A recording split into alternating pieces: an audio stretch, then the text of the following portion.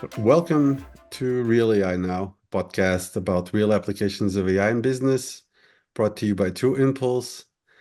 My name is Paulo Nunes. I'm the CEO at Two Impulse, and I'm your host today. So this episode focuses on AI and translation. And so please remember to subscribe to our channel on YouTube, Spotify, and Apple Podcasts.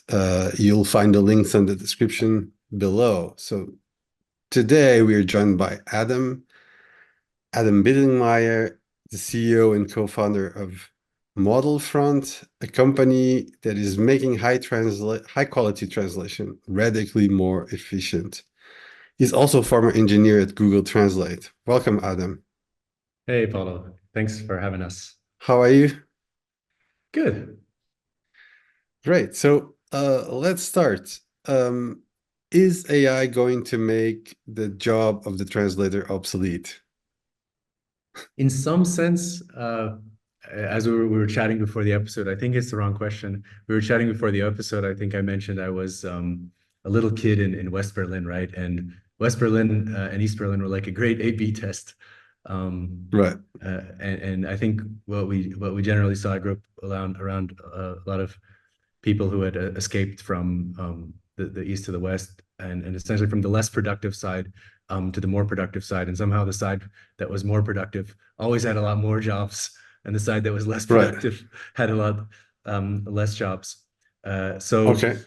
if we think about translation, I tend to Mhm. start from the problem, right? And Right. there are different types of translation, right? There's I'm the CIA and I want to surveil the world, and I want to get that information. It's important, right?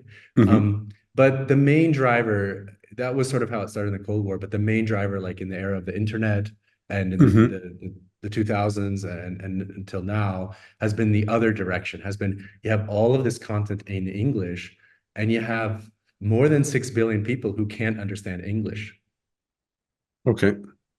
So, like in our lives, right, if we think of our families, we think, oh, well, like, yeah, my grandmother eventually learned English. Like, you always feel like people are learning English, but it's sort of this treadmill because, like, there's this funny thing that happens once people learn English, they stop having kids.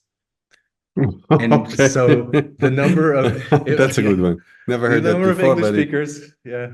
Well, it's just you look at the numbers. It's like the number of English speakers stays basically constant at 1 billion. Those were the first billion people who got online. There's now like 5 billion people online. So that last four that got added do not understand English. And the next four getting added also don't understand English. They Okay, really don't, right? These are that's people who are not an even on the internet yet. an interesting correlation. So we are part of the global elite, and roughly half the content is in English. It's accessible to us, and you got another 6 billion people. The majority of them Mhm. have the internet now. Some of them still Mhm. don't, but the majority of them have the internet now. They can't understand English, Correct. and if you speak a really big language like Spanish or German, right, Mhm. 5% of the content is in your language, so you have access. The internet is 10x smaller than Right. it is for you and me.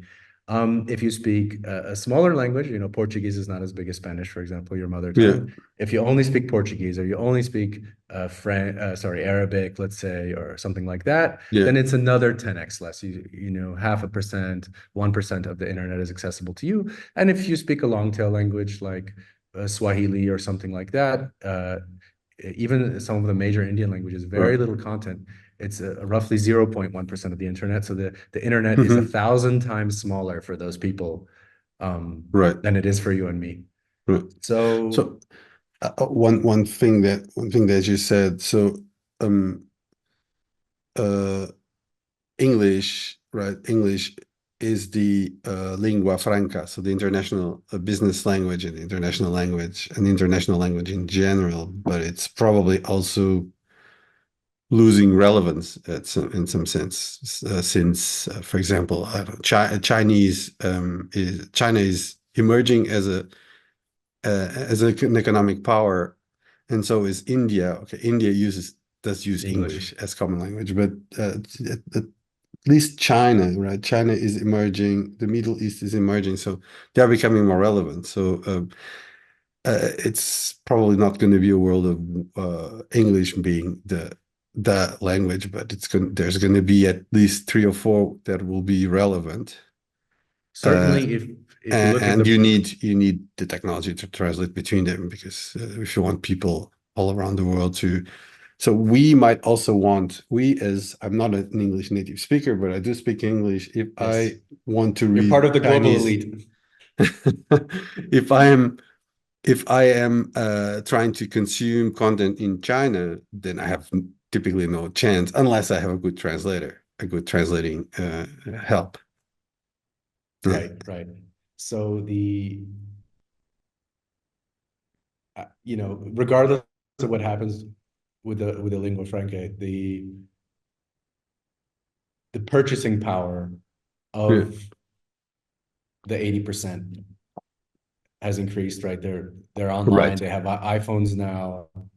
Yeah. Yeah. And that is just, and it's increasing way faster than, we are, because again, we're sort of, in developed countries, already Right. made it, not having that many kids, et cetera. So the all the growth is in that 80%, both the internet growth, the GDP growth, population Yeah. growth.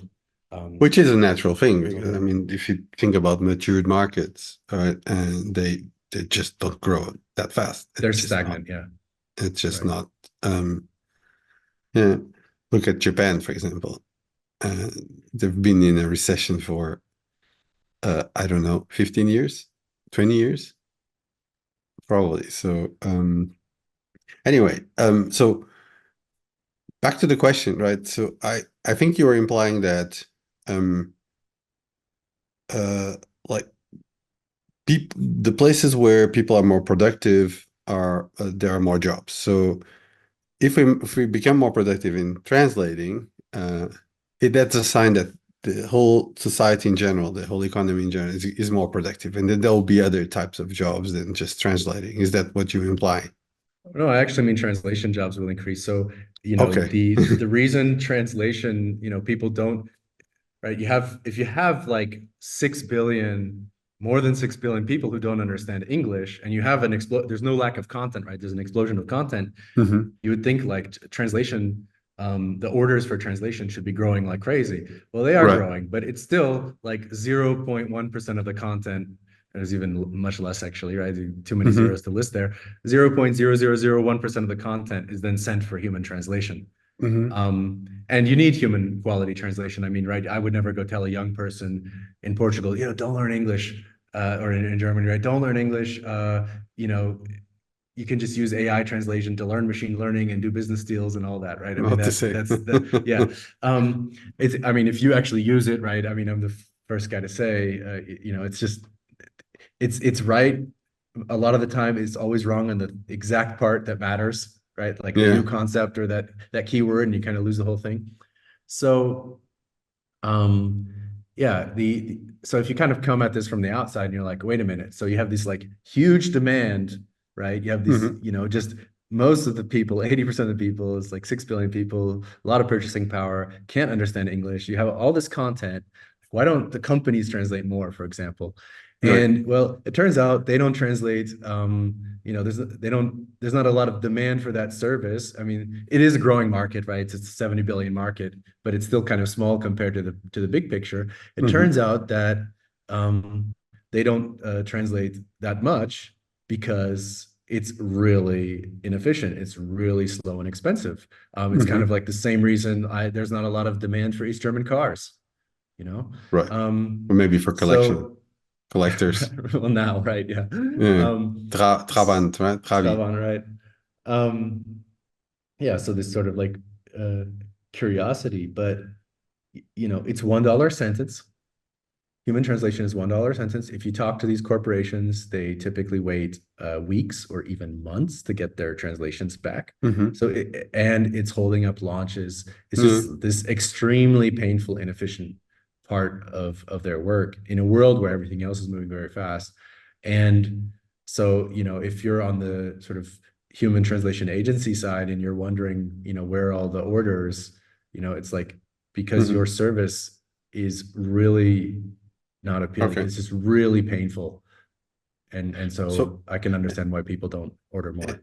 and you made that your mission, right? To make translation better, faster, more accessible, right? So but let's take a bit of a step back, and talk about, so how did you get into translation? Was that something that happened when you worked at Google, or did you go to Google to work on that?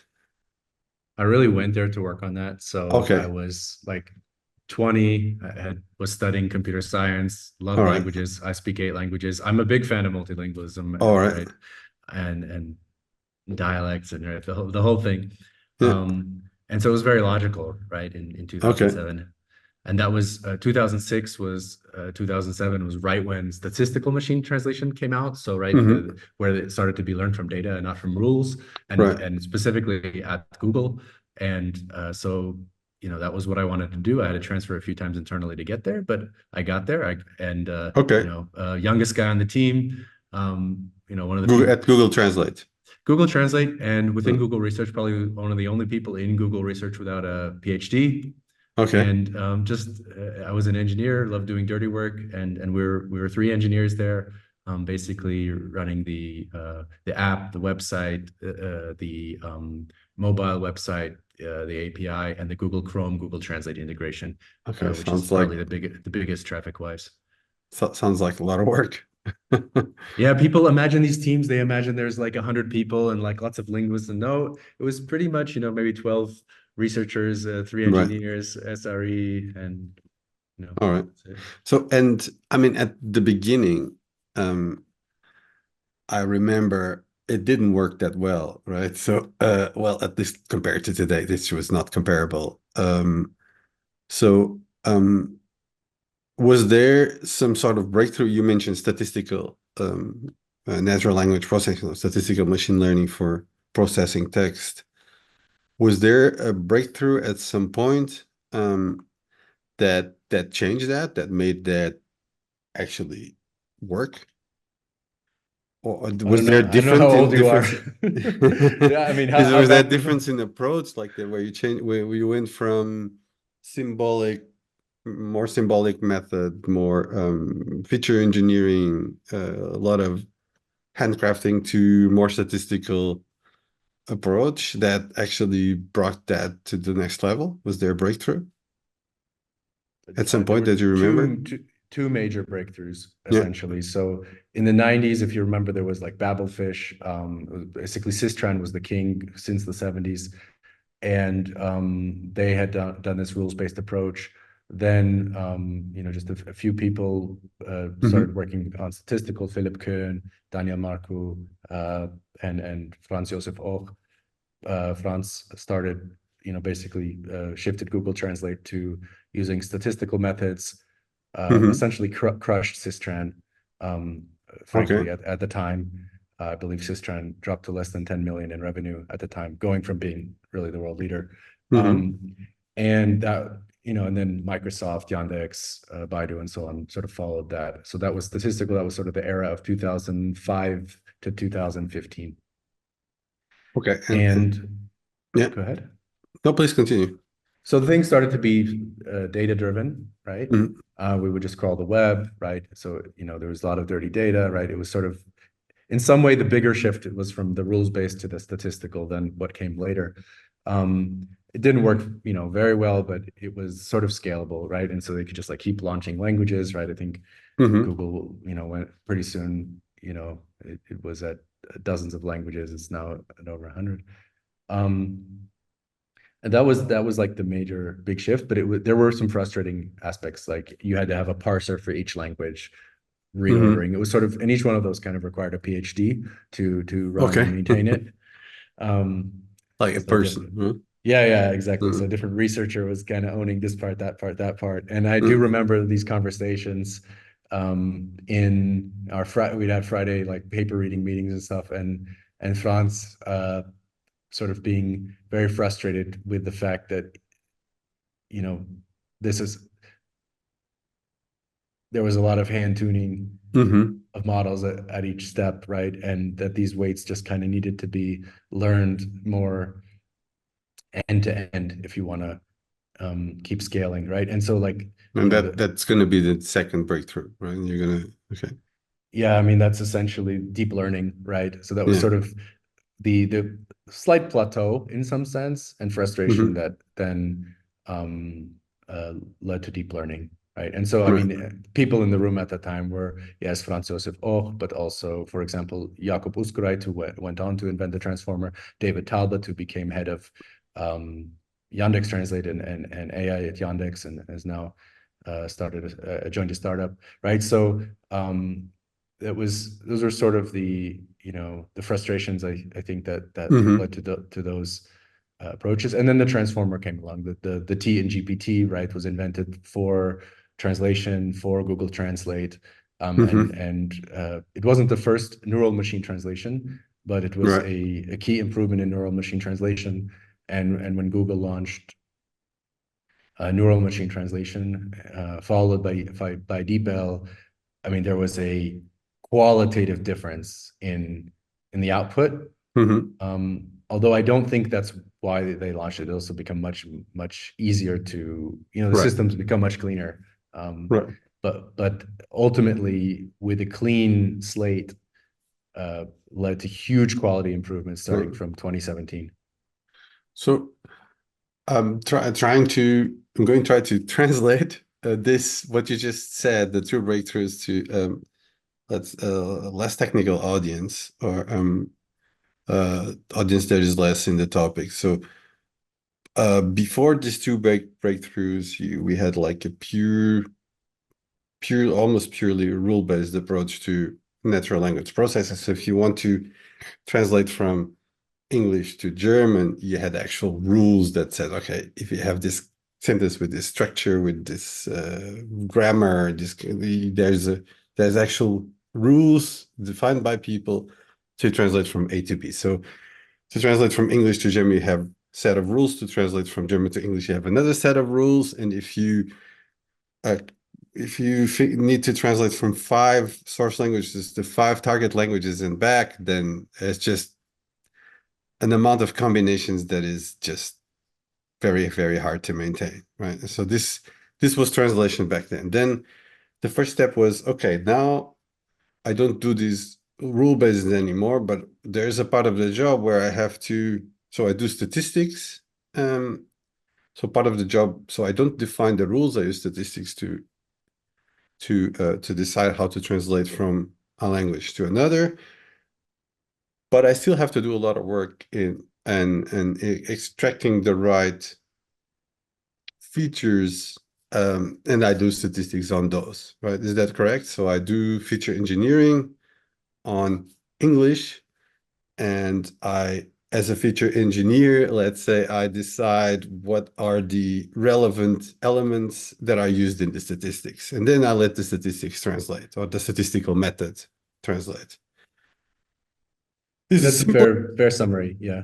Right. I know it's superficial, but this is Yeah. simpler than before, much simpler than before, because you get rid of the translation rules. But I still have a lot of work in the what you call parsing, right? And to actually take a piece of text and create some rules that convert them into something Mhm. that you can do statistics Yeah. on. Yeah. So that was the first breakthrough. And then the I would second say breakthrough. it's not Yeah. just simplicity, though, it's really about quality. So Yeah. if you have this complex system, you actually can't make it work for all the richness of human language, all the crazy input that can come along. Right. And so the quality just falls apart very fast as soon as you get, you deal with real content. It's just so varied. I think people Right. underestimate So how little nuance, is coverable with rules. Yeah. you can't encode rules for all that. It's clear. Right.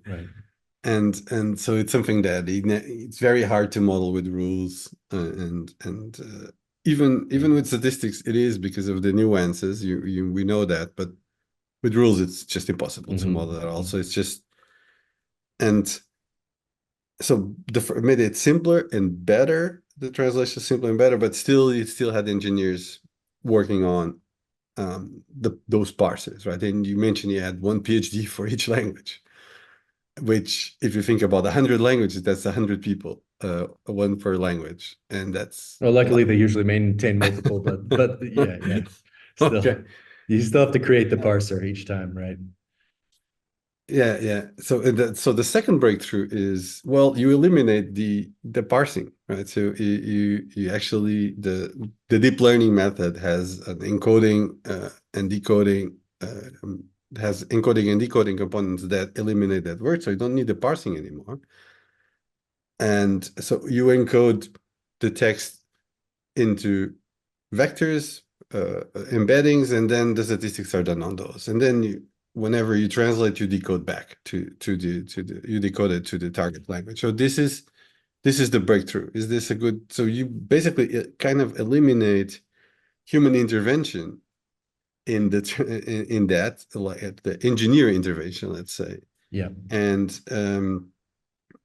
and basically I assume that now the work of the engineer is actually preparing the data for Coming training up that with, system. right? I mean, that's the irony, right? We actually try to get rid of our own jobs, and we do that, and then you end up having just this explosion of work, right? To go back to Yeah, our earlier conversation, right? It's just so much more productive that it starts to boom.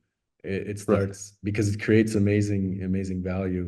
Yeah, right. so the training of models, model architectures, there's no end to work, unfortunately, Mhm, more work than ever.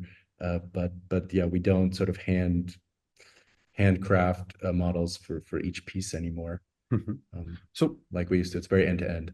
one thing that I'm curious about, I have a little bit of an idea how that's done, but I would like to hear it from you, is now let's say you want to train a translator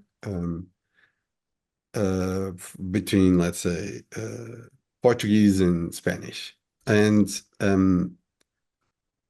like so, and we have the technology, we know the technology is able to do that. Now, how do you what is the work that needs to be done? How is the system trained to be able to translate from Portuguese to Spanish? Do you need to give it examples? Or I have this piece of text in Portuguese.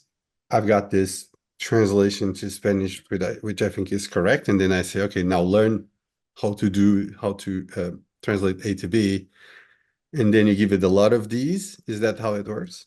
Yep, that's basically how it works. So in some sense, the input and the output are the same as in the era of statistical machine translation. Hmm. Okay. With the amount of data, the quality of data, and so on, um, Right. that are optimal has shifted, but the basic input and output is the same. So and where do you get that from? Where the information from? So you how do you know what a good translation is? How do you know what a bad translation is? How do you select that data to train So a good translator? right, so starting around in the era of statistical machine translation, so in the early 2000s, Uh, the main thing was crawling the web, and you had a few others like the UN corpora and the EU corpora and Canadian corpora and so on. And then also aligning Wikipedia pages, which are not translations of each other, but you just kind of got to harvest no. as many sentences as you can, right? Um, so yeah, that's the basic thing. If you look at sort of consumer machine translation, it was crawling the web. The interesting thing there was already by 2010, I was, the guy who knew the most languages on the team. I'd get called into these error analysis sessions. And with statistical, unlike with neural, unlike with today's sort of transformer-based stuff, with Hmm. statistical, you could actually see the examples that led to a specific translation that was reported as bad. Hmm. See, okay, this is the web page that we crawled that's like giving the data that's Hmm. weighting it in this way. And I'd be reading those pages. My Portuguese is not the greatest. Falo portuñol, right? So I know Spanish, but it's enough. And you're reading it and you're saying, wait a minute, this is MT. Like this is machine. We trained on machine translation, Okay. right? Because even Well, by 2010 or so, the already web had this. was so junked up with machine translation, right? There's like, Right. and it was bad machine translation back then, right? So you'd Hmm. have basically like word plugins or stuff, and people, that was how they'd publish their website, and then the crawlers crawl it. And it was a real, I'd say one of the core competencies of Google back then and until now is learning how to avoid ingesting that. It's actually one of the key secrets to making all of this work. Mm-hmm. Um, and you kind of have to have an eye for it, right? To say, okay, this is machine translation, and there's kind of tells, right? And we are just, coming back to today, right? That Mm-hmm. was the case for Spanish and Portuguese. Back then, it's basically been the case for all of, all the other languages for a long Mm-hmm. time. Now English is also going to be a lot of machine generated stuff of varying quality, and it becomes you know, tougher and tougher to train these models on the web data Mm-hmm. without some serious filtering in place. Right. And that's probably the secret sauce here. It's the filtering, like the distinguishing the bad from the good. And it Right. doesn't sound Or easy. yeah, easier said than done, or getting actual good data that's not, Yeah. where you know where it came from. All right. And that should be coming from humans, or Yeah. would you trust I don't know, machine generated data to train yet Mm. another translation? So there was a synthetic data generation approach that was actually very Hmm. successful, which Hmm. is if you have good Portuguese, okay, real human Portuguese, and you Hmm. machine translate it back to English, you can use that to train then from English to Portuguese. Right. So back translation is a synthetic data generation technique that's Back out there. translation. Yep. Okay. That one works. And the interesting thing is it was almost accidentally happening before researchers discovered it because of what we just said. So there was so much Okay. machine translated Portuguese, let's say, on the web, that the Portuguese to English system was actually trained on stuff that had been machine translated from English to Portuguese, but it had been machine But translated from that was good. bad, right? No, it was good because it was good English Okay. translated to Portuguese, but the Yeah. system was being for training in the other direction from Portuguese to Right. English, it's okay. For training from English to Portuguese, not a good thing. Okay. All right. Yeah. Interesting. Interesting stuff. Um, so let's say for nowadays, right? We've got like the state-of-the-art translating software. We've got Google Translate. We've got others like well, DeepL and many others. And um, let's not really go into them because we don't want to advertise them. But what are the challenges that you see, right? And I'd like to get into what your company does. What are the challenges that you see today in terms of in this technology in this industry? So if let's say I have I don't know a website in e-commerce website in 10 languages, right? What would be my challenges today in having the content of my website completely translated in all the languages, and and how do I make sure that I can have high quality translation? So what are the things that I need to think about? Right. You know, I think it's almost this contradiction, right? So I was coming from, Mm-hmm. yeah, this sort of research world and where all of this stuff kind of started. And then you go into the real world and you say, guys, there's been this amazing progress, right? Even the biggest critics would agree it was way worse 10 years ago. So they're saying it's Mm-hmm. improved a lot. It's a 10x improvement. Let's say if we take a simple measurement, like the percentage of sentences that are perfect and a professional human translator would not even edit them. Right. It's a 10x over the last 10, 15 years. That's pretty good. And if you're a buyer, then you would think, that a buyer should be enjoying, just this amazing productivity and price efficiency and speed efficiency and all of this stuff and be able to just pay for a lot more human translation, right? Mm-hmm. Human quality translation. It turns out that if you have like the kind of high quality content that people actually pay for, um, it doesn't matter how good the AI generated output gets, you still have to have somebody check every single line. right? I Okay. mean, we're talking about, you know, documentation of expensive products, about Mm-hmm. technical product servers, hardware, about you know descriptions of products from luxury brands, right?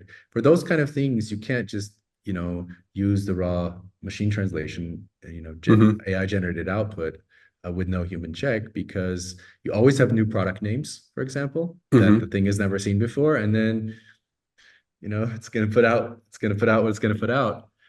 Right. And So it's you're high taking a gamble. quality. So you're talking about if I really, really care that my translation is absolutely perfect, then machine translation does not eliminate the need for a human to check whatever comes out of the translator. So you always have a So human the check. humans are not perfect either. So it's not if that I Yeah. really, really care that it's absolutely perfect, but I don't want something terribly embarrassing going on my Right. website if I'm a global megacorp.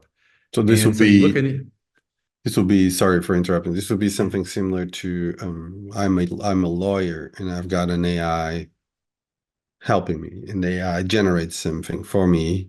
Now I need to make sure that there's no mistakes, there's no problems, because I might be liable to it. So it's a big responsibility. This is what you're talking about. There is liability in some cases, for Yeah. example, with the car manufacturers. Yeah. Yeah. So, the enterprise has basically shifted. If you go to these translation workflows, these companies translate a lot of content. Every single enterprise translates content. I Mm-hmm. haven't found one that doesn't. Um, they basically shifted to these workflows of, first machine translation and Mm-hmm. then humans reading every single line. And it can be, you know, um, 10 million words. It can be 500 million words. Wow. So, and then you got the EU and Canada, and right, those are huge.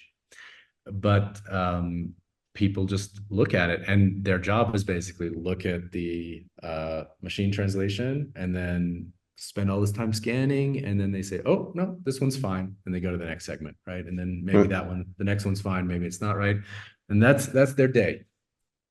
Right. And it's crazy inefficient. So it kind of hasn't the progress in AI, the sort of undeniable progress in AI, starting in translation, starting in 2017, has Right. not really turned into some sort of amazing efficiency for human quality translation for humanity. Mm-hmm. So it's and the reason was simply because they don't know which ones are good or bad, and so they have to look at every single one. And so, I always thought we should have a way to say if a translation is good or bad when we produce it. And essentially, that's what we did. We put together a company that That does that. provides, yeah, AI that says this is a good translation, this is a bad translation. This one you Okay. don't have to look at. This one you better look at. Okay. So it's a sort of a next, sort of a double check. It's that quality check. Now, and this is what ModelFront does, right? This is, I Correct. understand that your company takes a machine translated text and says good, bad, essentially. Exactly. And that's then embedded in their translation workflow somehow. Exactly. They have all of these enterprises have their existing machine translation engines, their existing workflow systems, their existing agencies, and so on. This key piece was missing to greatly accelerate them without changing anything else. Okay, that's very interesting. So and and this is what is the outcome of this? What is so have you seen improvements? You probably have, but tell us about the improvements that you've seen in making those people's lives easier and probably translation cheaper, all in all. Right. So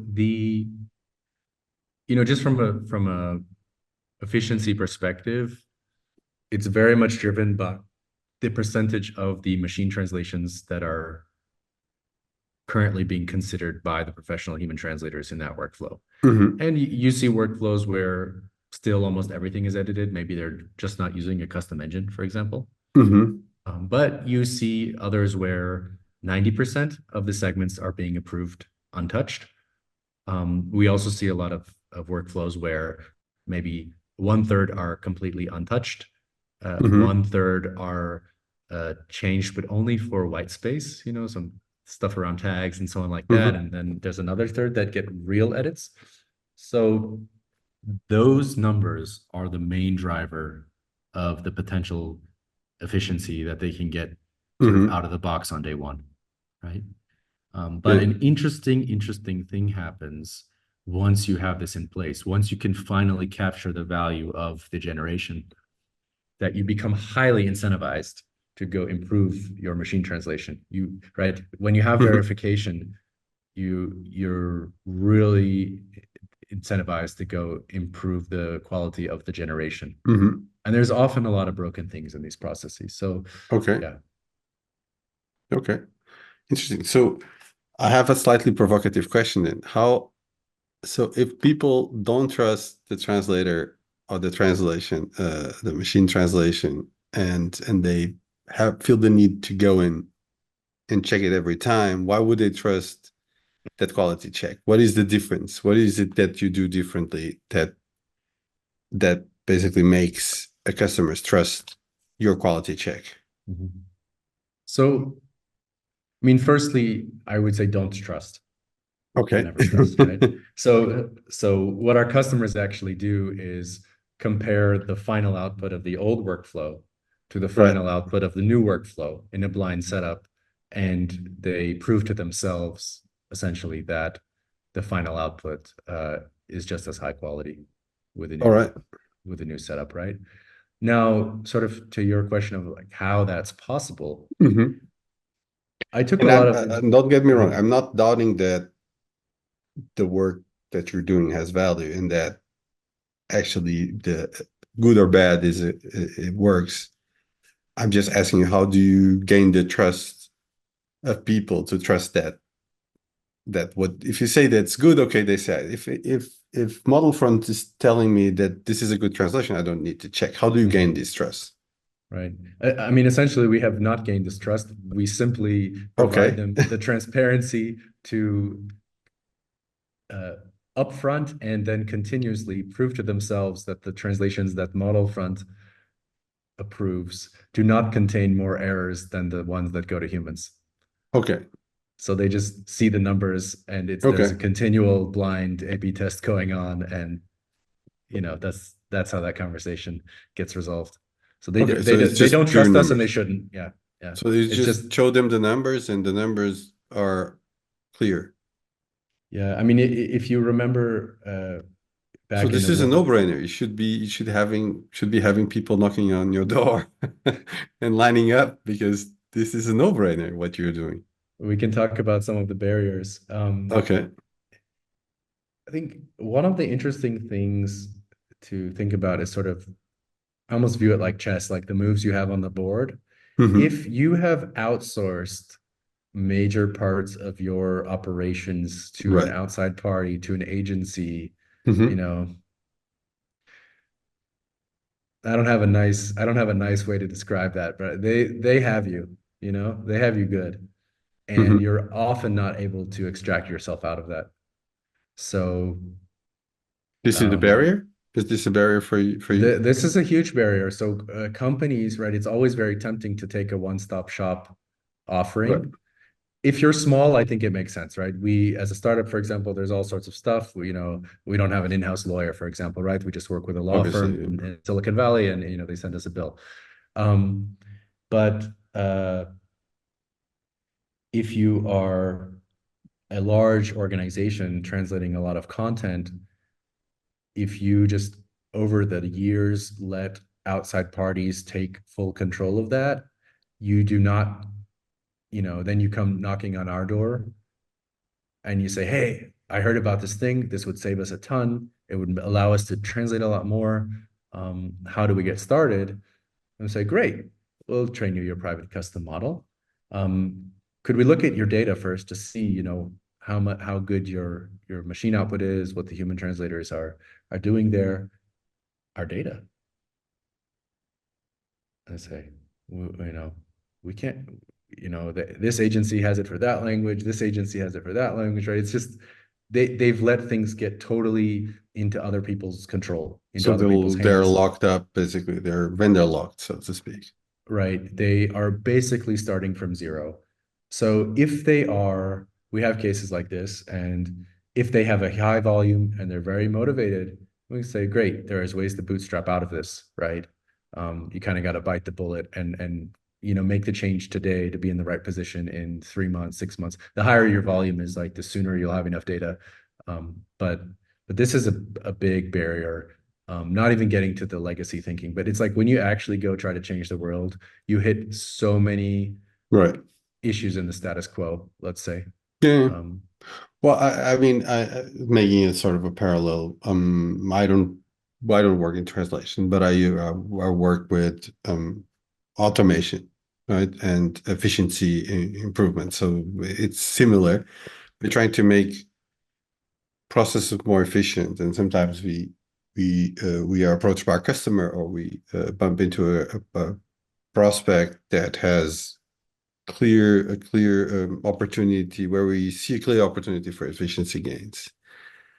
But then that happens, what you just described. Sometimes it's really not in their hands anymore. They just outsourced a part of that at those processes. And it's hard even to get a hold of their process data to see where we could help them.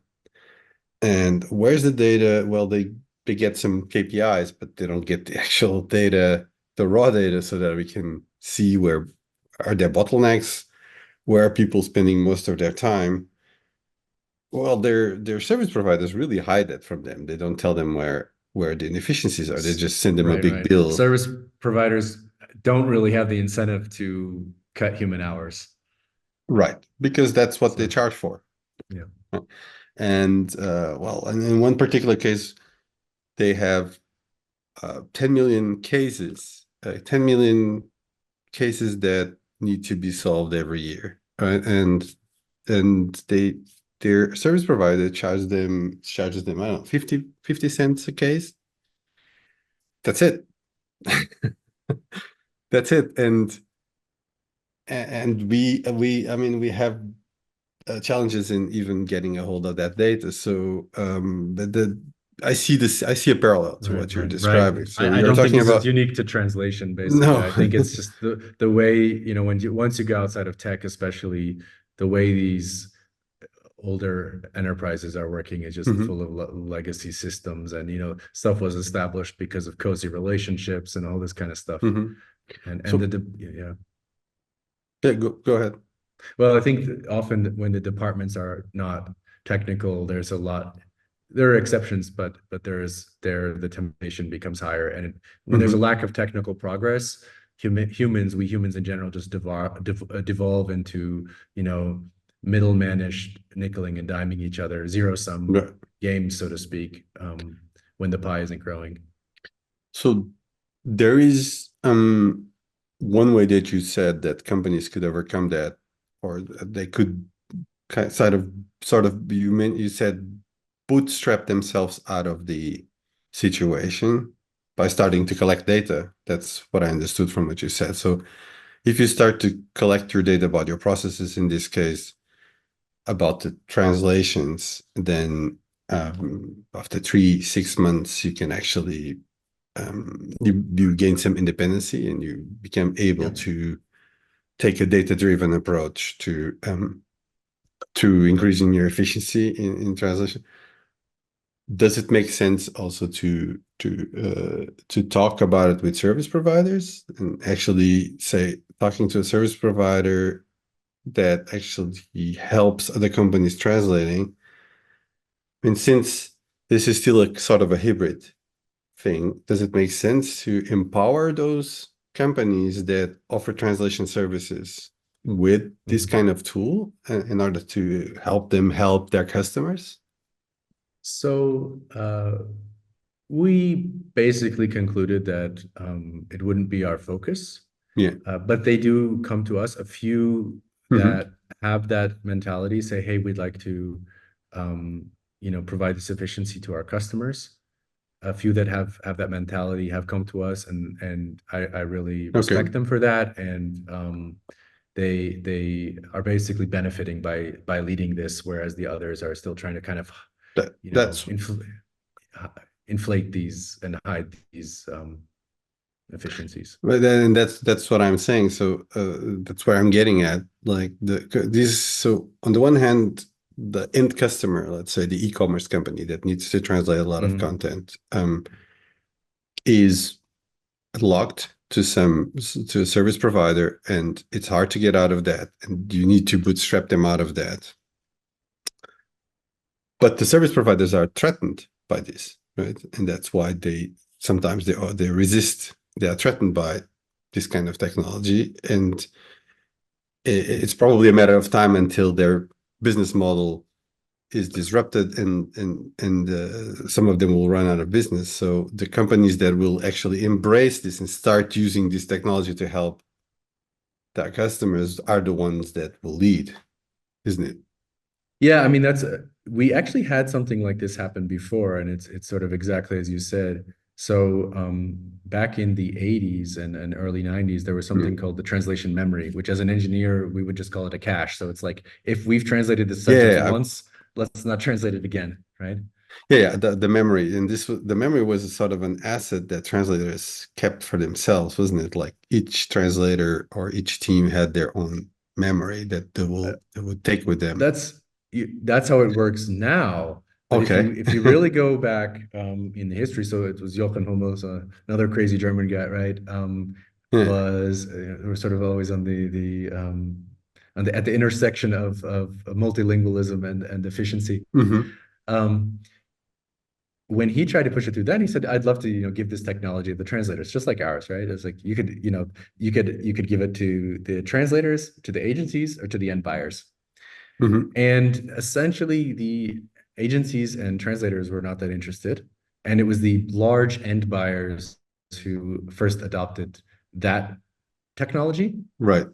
And the same thing is happening. So now that Yeah. it's the large end buyers who first adopt our technology. However, once they do that, They start motivating once, the. yes, because the agency's DNA is they are extremely service oriented, right? Translation is extremely low barrier to entry. Anybody can say I'm a translator.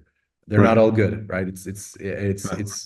Uh, it's I'd say, Yeah. and it's much less interchangeable than say taxi drivers, right? So, for example, you might find there are very few people who are really competent in translating like certain subsection of medical devices into Portuguese, for example. Hmm. But um, the they're very service oriented, and so and often can be very short term thinking, right? Hmm. And so yeah, they wouldn't want to cut the number of words on this specific job, right? Which is why they wouldn't offer this thing. But if a buyer says, "Do you have this?" They don't Right. even check if they have it or not. They say yes, and then they go Google what that thing is. I know because they come knocking on our door. So that's Yeah. the way they work. But Right. in terms of them losing work or cannibalizing, that's the thing, right? Mm. Going back to what we said before, buyers aren't using this to cut. I mean, yes, maybe this project or that project, something gets cut. But if I'm a buyer, I use this to translate more content, right? You go to the Right. average, you Because just I go have to a some huge big, bottleneck. Yeah. exactly, go to some big company's website, figure out how much of it is in Portuguese or how many languages they even have. A lot of them only still have, 6 languages or whatever, right? It's like if you make it 2x more efficient, or in some cases we make it 5x Hmm. more efficient, Yeah. all of a sudden I can add Portuguese. I can do this content that we couldn't do before. A lot of companies I talk to have backlogs, content that's been piling up over years that they need to translate, but they just cannot put it through this sort of narrow, Hmm. orifice. And even at like an annual level, it only means growth. This stuff is pretty well studied, right? Elastic Yeah. demand and Jevon's paradox, and yeah, so they resist, but that's why we don't Hmm. focus on them. But we're always happy to Yeah. talk to those who have a different So, mentality. and business model, right? So your company so offers this service. Okay, takes a translation and says good or bad. So do you charge per translation? Is that how it works? Per check? Essentially, yeah. Like a cloud service?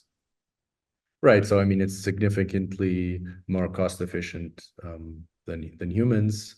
Yeah. It's actually typically much more expensive than the generation, right? And in some sense, the generation in machine Mm-hmm. translation, certainly you were mentioning all the providers, but even I would say in general, sort of like if you say Gen AI, the generation became commoditized Mm-hmm. relatively quickly. There's a lot of people offering generation. Mm-hmm. Um, there, for machine translation or any other task, there's not nearly enough people offering very high quality validation verification, right? Right. And the verification is really what creates the value, right? The verification is what lets you say this sentence that I was going to pay $1 for, I'm now only need to pay 10 cents for, or 1 cent, whatever, right? Right. So So like the machine translation plus the quality check is way cheaper, way faster, and way more efficient than right. in general than having a human translating it, or at least you have to check less times. Yeah. Okay. Right. But it's just as valuable, if you see what I'm saying. That's the key. Yeah. Yeah. So, whereas the machine translation by itself or sort of ChatGPT generated stuff by itself is not really that valuable. If you just look at the numbers, if you just look at like what Mm-hmm. people are willing to pay for it, where it can be used, it's Mm-hmm. just generating stuff hasn't turned out to be that valuable. And in translation specifically, it's been around since 2017. Right. There's an ecosystem of agencies. There's price per word models. It's a 7 billion industry, right? 10,000 translation Right. agencies. We have a pretty good sense of how this all plays out when generation gets really good, but there is Yeah. no verification. Right. Yeah. The verification topic is quite important. I also see that well in other areas other than translation that so the more you use generative AI, right, which is the coolest term right now, the more you generate content, the more the need arises for checking. So the job is the job shifts from actually to writing the content or creating the content to checking the content that was created by the AI, like the parallel to checking the translation. Well, this is still a lot of work, especially if thanks to generative AI, you start generating a lot more content than you did before. Now you have to check a lot more than you had to check before. So this kind of quality check in various areas, I see that there's a gap there, that there's a lot of work to be done there in checking, in creating services that check the quality of generate like AI generated content. Do you also see this trend? Yeah, I mean, in basically, if you look across the tasks, right, this isn't unique to Hmm. translation, and Hmm. and I would say in probably within generative tasks, we're ahead because like translation is Yeah. again, I'm not aware of anything like ModelFront for other generative tasks, right? Hmm. It'll come certainly because the problem is the same. Hmm. If you look across tasks, though, like if you actually take a lot of tasks, something like an airline autopilot, right? Autopilot has been around since the 70s. The Hmm. world couldn't operate without it. It works very well. They still have this basic idea of stop and let a human take over, right? There's something in there Right. that's rule based and so on, but it says The override. the Hmm. override it starts beeping, right? And that's Hmm. essentially so when you say autopilot, you sort of think of it as automatic, but in fact, it is again this sort of combination of human and Right. machine, but the machine is often alerting when to take over. Likewise, something like self-driving cars, right? They exist, right? It's great if you're in SF, try it out. But there is a sort of a command center there where if the car gets stuck, right? Somebody helps get it out. And what they've done is sort of exactly what we do. They've made it more conservative. They'd say, I'd Hmm. rather that you get stuck and stop than have an accident. Right. and then we'll come take it over. There's somebody with a joystick there, and they get it out. So Really? it's actually, yeah, it's Remotely, very like calm. with a Yeah, joystick. yeah, yeah, Wow, yeah. that's pretty cool. So it's very common to take this approach, and that's what allows you to take technology that's amazing but not perfect and actually create Wow. value with it. If you have to wait till perfection, Right. you're never going to launch, because like even humans aren't perfect. Hmm. So you actually look around the world, all sorts of problems you see, like fraud detection, Hmm. right? When you go to the ATM, all this kind of stuff have this model of like, okay, we have some sort of machine triaging, and then humans taking over. If it's a no, humans take over, and if it's a maybe, humans also take over, Hmm. right? That's kind of the key. Okay. It's a very common approach. And then the other sort of way to divide the tasks would be like the cost of verification versus of human verification versus the cost of human generation. So um, Hmm. in translation, just like the numbers, the price shows that actually verification takes almost as long as generation. That is, if I have to check an AI translation, it takes me roughly as long as if I had to Write it. translate from scratch if I'm a pro human translator. And that's Hmm. what the translators have been saying, because they've been fighting people trying to squeeze them on price. Or It if actually they have the memory, right? And they have also then the memory already tools, accelerates right? this job, so they have Right, right. some tools But that help even them. even if Um, they have the memory in both scenarios, yeah, because sometimes the generation's working well and sometimes it doesn't, and it can kind of end up a wash, because it can actually make them have to do more work uh, in right. some cases. So translation is like that, where it's the same order of magnitude. Like a Hmm. counterexample would be something like image generation, for example, right? So it's very easy for me to check if an AI image generated image is what I want. It Right. would take me hours to create that image. Right. So in that That's case, correct. AI verification isn't that valuable, actually, right? Because I'm happy to Hmm. look at the 10 images myself, right? Right. Yeah. Yeah. And yeah, very very interesting. So the checking of the quality. Something that comes to mind right now, and my thoughts are going a bit wild at this moment. It's a very interesting, exciting topic. So I'm thinking today, or at least that's how I perceive it. So, like you have things like Google Translate or other translating services. They take a piece of text and translate it into another language, and that's a text-to-text model, right? A model that transforms a text into another one. Now, do you see like audio to audio translations in the future? So let's say today, the state of the art, or at least what I perceive to be the state of the art, or at least that's what the industry is doing, is if you have two people speaking on the phone, two different languages, and so I say something in Portuguese, the audio gets transcribed from my voice to Portuguese language, and then it gets translated to Chinese Mandarin, and then that Chinese Mandarin text is used to generate a sentence in audio Chinese Mandarin. So, and this is how I don't know how well these systems work. The last time I checked, they there's some that kind of worked. That it's okay. They It's not a work great worse than, yeah, text to text works easier because there's sort of less hops, and speech to speech is harder. right. So it's basically speech to text translation, then text to speech, There are also end-to-end systems now, actually. and that's what I wanted to ask you. So, and this is okay, but it doesn't work great yet. You get some weird translations sometimes, and there is also it takes also time because you have kind of a lot of computing in between. And Yeah.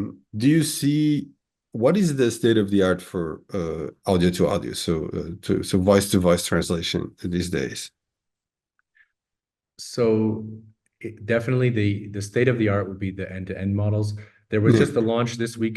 On the side, I'm running the Machine Translate Foundation, and we revived the machine translation Reddit. So if you go in there, just this week, Okay. there was a post from a company who got the speech-to-speech translation down to around 200 milliseconds, which is similar to, like the Google Translate API, but for speech. So that's getting there. I would say that the quality is lower because essentially you have the mistakes of the speech recognition, on top of the mistakes of the translation. And that's sort of why we don't start there, besides the fact that it's somewhat of a smaller market and the tools are harder to sort of integrate with and so on. There's just less translations to approve, right? Whereas if you go to the text side, it's just rampant. Like most of the translations are getting approved unedited. Yeah. But the basic problem, the basic shape of the problem is the same. So if I'd even forget speech translation for a second and just focus on speech recognition, right? If you just go go to any YouTube video or this video once it's posted, right? And you go put the auto subtitles on there, it's good. It's good. It's pretty good. 90% correct. The problem is it always messes up on those few words that are actually unique to the conversation. The ones which carry a lot of meaning, and that's why things get lost in translation or in speech recognition, where you just lose the meaning because like a brand name that we said, or and a common one I see when I'm looking at something about machine translation is people say MT for machine translation, and the speech recognition is transcribing it as empty. Empty, yeah, empty. Yeah, it's very similar. Right, and so no human, who's sort of into the topic enough to watch the video would make that mistake. And if you were just watching the video with subtitles and you didn't have the audio, you would just be totally confused, right? So yes, it was 90% correct or 99% correct, but it's like that one word kind of matters for this video. Oh, it changed the meaning of the sentence completely. Right. There's other areas of human language, right? You could just like drop the sentence, or humans sometimes even make mistakes where they say the opposite thing of what they mean, but everybody understands it. Like it's amazing. Right. It's like that's how things are with language. There's some areas where we're super tolerant to transcreation, noise, etc. And there's other areas where like it just has to be right.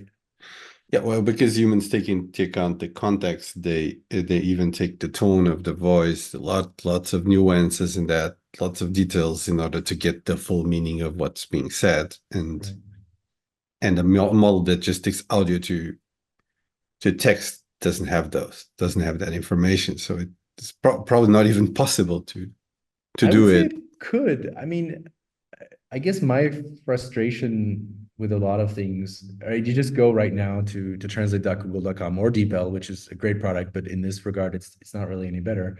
And you do something like you type Mountain View, and then on the next line, Palo Alto, and the next line Sunnyvale, and it's like, yeah, from that I kind of know that they mean Mountain View, the city in Silicon Valley, right? And it's Google's headquarters, right? Certainly Google knows about that. But, and then you go to Google, it says Vista desde la montaña. Right? That's how I translate. Yeah. The thing is that like this was driving me nuts in like 2010. Right. And it's still a problem. Right, or you say macchina in Italian and it translates to machine, and then you go to Google Images and you translate and you type Mountain View, and I was like sitting in Mountain View then, right, in California and in Silicon Valley at the Google headquarters. You type in Mountain View and it shows you pictures of the city of Mountain View. You type in macchina in Italian, it shows you pictures of cars, like it should. Basically, our other systems like knew this stuff. They were Google, you mean, like Google search. Yeah, I mean, it's using context. It's using your location. It's using what you typed in the previous line. It disambiguates it for you, and translate doesn't. Right. Right, and it's just passing hints. It's just all like input to the model, right? They serve you ads and search results based on like what's your wife's cousin's dog had for breakfast yesterday, right? We're able to provide this as inputs to the model. Why can't we do it for translation? And so I would say for speech recognition, it's pretty similar, right? That if you like, there isn't a technical barrier, so to speak. Like we have models that are able to take this kind of information and know that, like, for example, the conversation you and I are having right now is about machine learning and machine translation, and kind of give a little bit of a hint here.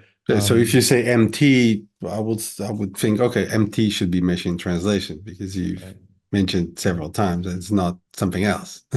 Right. I mean, just literally just at this point, like ModelFront and Adam Bittlingmayer are like in the models enough from the open web that if you give it this context vector, Yeah. it's enough of a hint. It's just about Right. pulling it off, like that last mile of like making the polished product, like in YouTube or in these translation workflows, is Mhm. kind of been the barrier. Okay. So what comes next here? So in this industry, in the translation industry. So I think actually the thing that we were just talking about, right? So we made quality prediction a reality, right? We basically created this category, got into Gartner, like made this a thing. Hmm. Um, so that it's now, we have copycats. It's there's no way to stop it, right? Even if we just voluntarily shut down tomorrow, it just makes too much sense to There'll auto be other approve companies translation. Yeah, it's just, doing the same. or it's too insane to just, to Hmm. keep scaling and having people work on, at this point, billions of translations without touching them.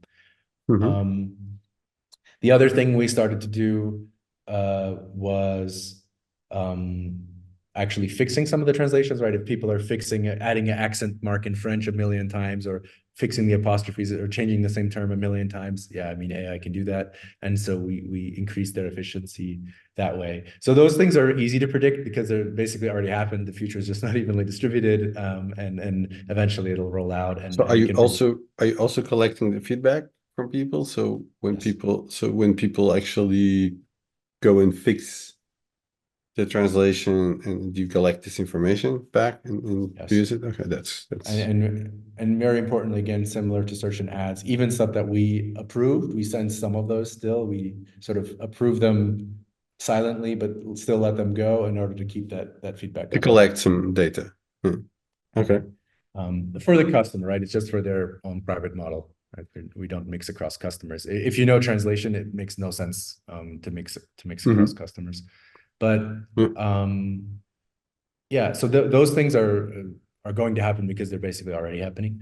Hmm. The other thing though is about the context that we just mentioned, right? So, Right. when we first started, given that like half the translations are just unedited, let's identify most of those half and help people. Um, Now that we've done that and we have workflows, we're up to 80% of stuff is skipped. The remaining 20%, there are issues that didn't make sense to focus on previously, like Hmm. context, that start to make sense all of a sudden, because if that's a significant portion of that remaining 20% that we can't approve. Hmm. If context is the key to approving, let's say a quarter of those, we're going to do Hmm. that, right? Okay. So you got the context and feedback loop, and then the thing that I see here is just accessibility, right? Like we started out with some of the largest translation buyers in the world. They're really the elite, the fat head. But again, if you're just somebody who wants to translate his one-off website, if it's a small volume, you don't have access to this kind of technology right now, and Right. that has to That's change. something that occurred to me right now. So you mentioned that okay, you train custom models for your customers. Now that's probably not accessible for small companies. Is like democratizing this kind of technology something that's going to happen in the next 2 to 5 years, or it's going to be become Absolutely. accessible for everybody? I think 2 to 5 years is too soon to really be accessible to everybody. This is a very long battle, right? But I think that Yeah. we can go from, hey, requiring 1 million translations to 100,000 and 100,000 to 10,000, Hmm. and so on. And a lot of it is also about the tools that they use, what somebody needs who's translating a YouTube video versus a lawyer translating a Word doc versus Right. our customers, very different form factors. Hmm. So, but essentially, we have to go there if we're going to make this, if really accelerate the amount of content translation that happens at high Hmm. quality for humanity. It has to be way more accessible. So we basically have proven that it works, at the high end already, but Right. that And making that now, accessible is the challenge, the mission for going forward. okay. And so high quality translation is your mission, making that radically more efficient, making that more accessible.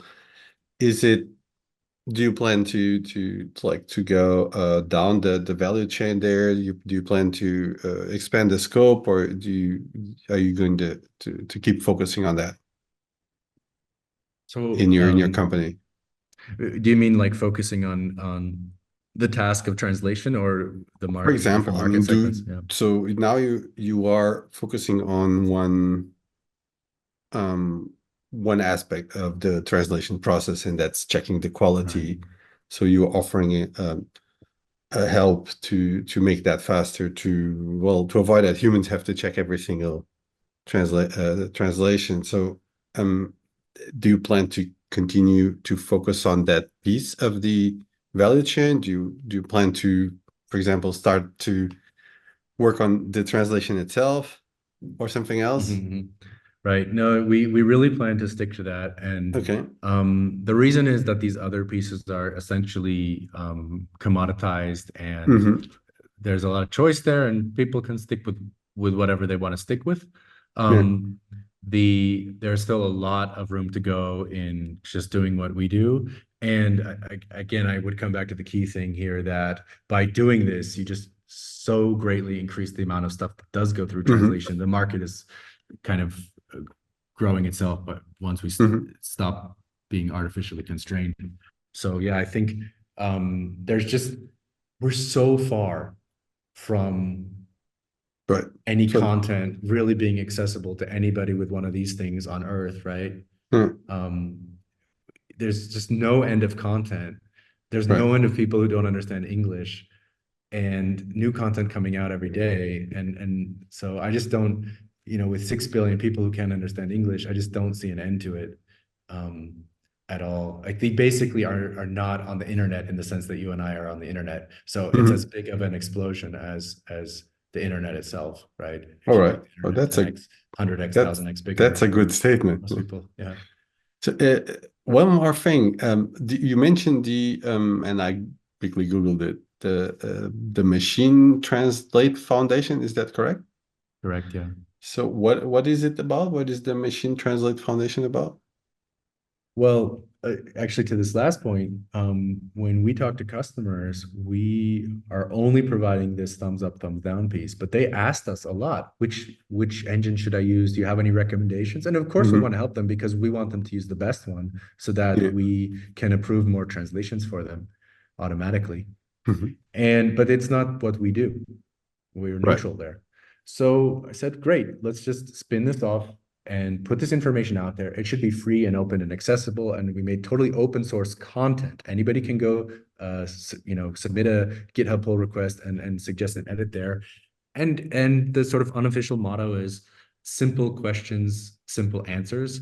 So before we started this, you could not get an answer to the question like, which which APIs support Brazilian Portuguese? Okay. Like, why can't I get an answer to that question? Or which translation management systems, which workflow systems are integrated with which APIs?